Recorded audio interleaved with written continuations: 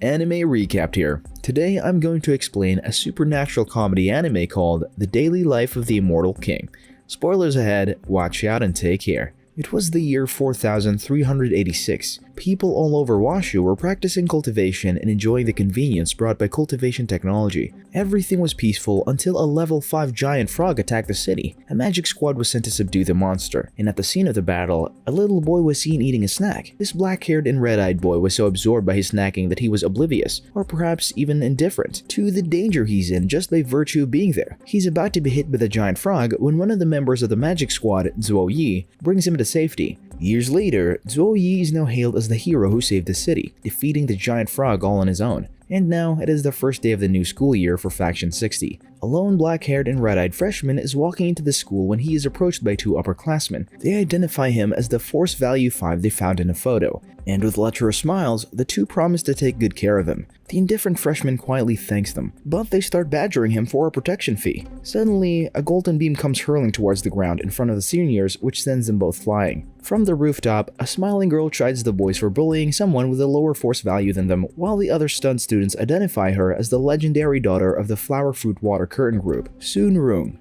With a chorus of oohs and ahs from the adoring students, Soon Rung makes a graceful landing in front of the freshman. The girl's all smiles as she whimsically promises to give the freshman her protection, and to this, he curtly gives her money as thanks before leaving. Both Soon Rung and the other students watching are left completely dumbfounded by the apathetic boy's behavior. Since it's the first day of school, the first-year students are to undergo a test to determine which class they'll be in. Students with excellent scores will belong to Class Elite. For their test, they have to face the incarnation of the spiritual force of the giant frog invader. They are tasked to hit its head with all their might. The giant frog is actually sealed inside the incarnation, and unbeknownst to everyone, the cheeky thing's been absorbing bits of the student's spiritual force each time it gets hit. Just a little more, it'll have enough force to break through the seal. Out of the many students who try their fists at hitting the frog, the most impressive one is the proud and graceful Soon Rung, who has a force value of 2019. Cue the oohs and ahs. Blessed with beauty, money, and power, she's a far cry from the bullied freshman earlier, the one with a measly force value of 5. His name is Wang Ling, and it's now his turn to take the test. Understandably, the students around are pretty underwhelmed to see a scrub like him taking his turn after Soon Rung's impressive performance, but the frog has a pretty different reaction.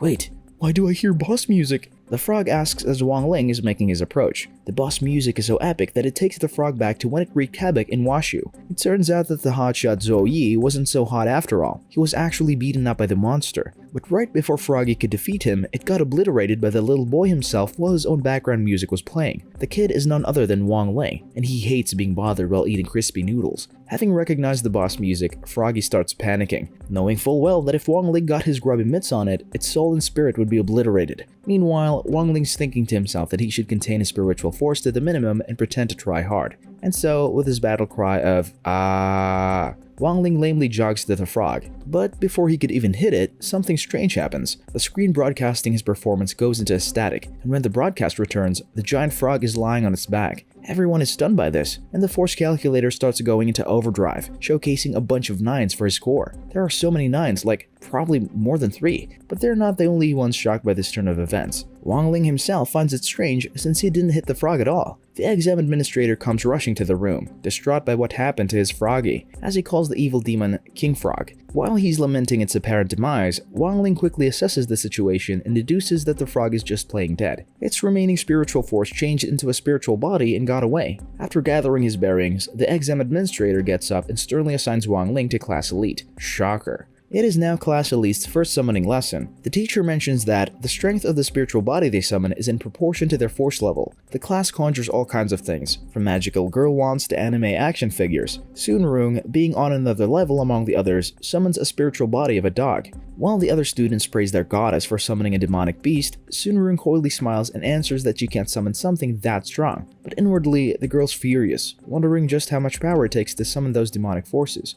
As for Wang Ling, he hasn't summoned anything yet because he's wary about the King of Beasts he'll end up conjuring. But since his teacher is waiting, he just goes through with it. Using a drop of his sweat, Wang Ling ends up summoning the giant frog, which complains about facing the powerful boy again. In their panic, some of the students run out of the room. Fortunately, their teacher saved the day by using the dog Soon Rung has summoned. She fuses the giant frog and the dog through a talisman, forming a cute dog-like spiritual beast. The students end up fawning over it and calling it Froggy too, while Wang Ling walks out of class. Time for some fun facts about Wang Ling. Fun fact number 1 is Wang Ling crawled out of his mama's coochie by himself when he was born. He even started walking as soon as he was out of the womb, and this frightened his dad so much that he fainted. Can't blame him. Wang Ling has very doting parents, spoiling him with toys back when he was a baby. Because of his high powers, he can also hear people's thoughts, so from an early age, he already knew that people tend to not say what they really think. Since then, Wang Ling has always maintained a low profile. But Wang Ling messed this oath to normalcy up when he defeated Froggy at the tender age of 6. His parents saw this, and right then and there, they decided that it was better for him to double down on keeping a low profile. His dad searched the internet for ways to contain spiritual forces, so Wang Ling managed to contain his overwhelming amount of spiritual energy before entering primary school. He's also working on an amulet to permanently lower his spiritual power. On his 7th birthday, Wang Ling almost burned their house down after blowing the candles too hard. In another instance, his power sent his friends flying away from him. For some reason, their clothes were even removed. As impressive as her boy is, his mother stressed that she just wanted him to live a normal life. Likewise, Wang Ling isn't a stranger to his parents' painstaking efforts throughout the past decade. He knows very well that they've sacrificed a lot just to make sure he can live an ordinary life and be a normal boy. So for the past 10 years, he's been taking special pills that reduced one's spiritual forces. He also resolved to never exert too much of his powers before the new and more effective amulet pill is finished. At school, Soon-Rung and their hot-blooded classmate Chen Xiao are participating as candidates for class president. Wang Ling doesn't want anything to do with this, seeing as being the president is the opposite of low-key. As he walks around the school, he notices that dry noodles are on sale, and as we've already seen, the boy cares more about dry noodles than he does mass extinction. So he makes his way through the throng of students, hoping to grab a pack. Just then, a shady-looking man pays for everything sold at the store and tells the crowd that everything in the store is free for the freshies as long as they vote for Soon-Rung. Now who said dirty deeds are done dirt cheap? Chen Xiao and his friend notice this and proclaim that soliciting votes is cheating, but Soon-Rung arrives, saying that she's just demonstrating her abilities. Abilities to solicit votes. Sounds about right, ma'am. As for Wang Ling, he only cares about dry noodles, so he says that he'll give Soon-Rung 5 votes or 5 packs of noodles. Soon-Rung then uses the art of seduction to woo the students to vote for her. So now, even her rival, Chen Xiao, is under her spell.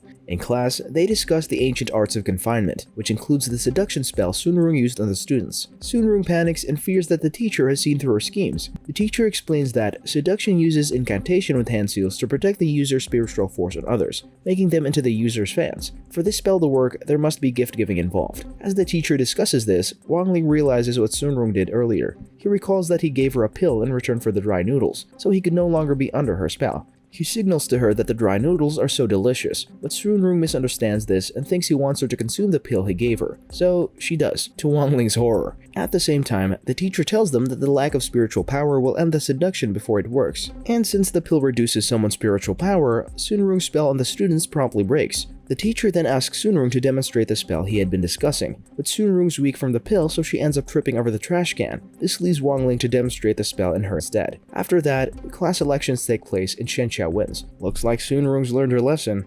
For the next day, the first years are having their pill refining class. Each student has to bring their own furnace to school. Chen Xiao, on the other hand, brings a large copper cauldron. He says that his great-grandpa used the cauldron to refine level 9 golden pills, so he's probably aiming to have the same results. As always, Soon-Rung makes a grand entrance at school, but she's not quite herself. The first thing she does is approach Wang Ling, who immediately notices the symbol of seduction on the top of her head. Realizing that she was affected by his seduction spell the previous day, he quickly breaks the symbol, and Soon-Rung is released from the spell. In class, the students are asked to make vitality pills. The teacher speedruns a demonstration, then urges the students to make the pills afterwards. Soon-Rung brought a refining machine from her family's factory, while Wang Ling's using a microwave oven. In the middle of class, Chen Xiao's cauldron explodes. He runs out of the room crying, saying that his dad will definitely whoop his tush. To this, the teacher comments that it doesn't take enthusiasm and vigor to refine pills, but attention and patience. True enough, Chen Xiao was over-enthusiastic about refining pills, and well, about everything. It will take about 7 hours for the pills to be refined, so the teacher has the class leave the room first and then come back later. But unbeknownst to the class, there's a dastardly villain lurking in the shadows, and that villain is Cutie Woody Froggy 2. Now that it's left behind the room, the dog is planning to eat one of the students' magic furnaces. Fortunately, Wang Ling arrives just in time before Froggy 2 can swallow it. He ends up chasing it outside the room. Still distraught over the damage to his cauldron, Chen Xiao recalls how he begged his dad to let him bring their family cauldron to school. Meanwhile, Wang Ling is washing Gu Hao's furnace, which he saved from the bad doggy. Gu Hao sees him holding it and demands an explanation. Wang Ling explains that Froggy 2 put Gu Hao's furnace in his mouth, so he took it out and washed it. Meanwhile, a mind devil has already consumed Chen Xiao's mind, which stemmed from his distress over his cauldron. As for Gu Hao, he's trying to shoot Wang Ling with his pentatonics potion for messing with his cauldron.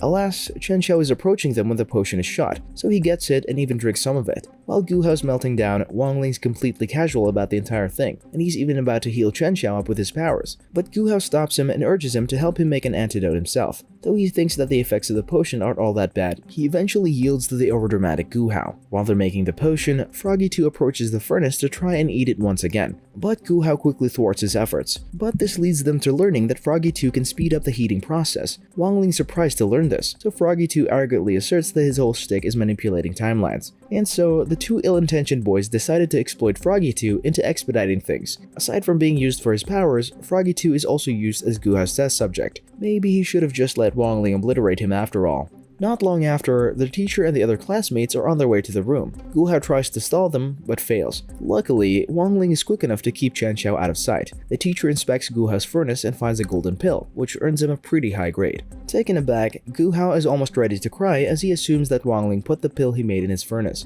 As for Wang Ling, his furnace produced a burnt pill, earning him an earful from his teacher. So this has Gu Hao feeling even more emotional as he believes that Wang Ling took the fall for him so he can have a higher grade, and thus Gu Hao considers him to be his friend for life. But the fact of the matter is, Wang Ling didn't do anything at all. His microwave made a crappy pill, and the golden pill that Gu Hao made was in his furnace while he was making the antidote. And since Froggy 2 was manipulating the heating process, Gu Hao's pill was affected by it too. Eventually, Chen Xiao finally comes to, and Gu Hao tells him that he and Wang Ling found him passed out on the ground from exhaustion. He then directs his attention to the fixed-up cauldron behind him, which has Chen Xiao crying in gratitude. Turning to Wang Ling, the sobbing boy gives him an impassioned hug. But what Chen Xiao doesn't know is that his fixed-up cauldron is all thanks to Froggy 2, who remains unthanked in all this. It was a long and crazy day filled with blunders and misunderstandings, but it's thanks to these misunderstandings that a beautiful, beautiful friendship is now blossoming with these three boys.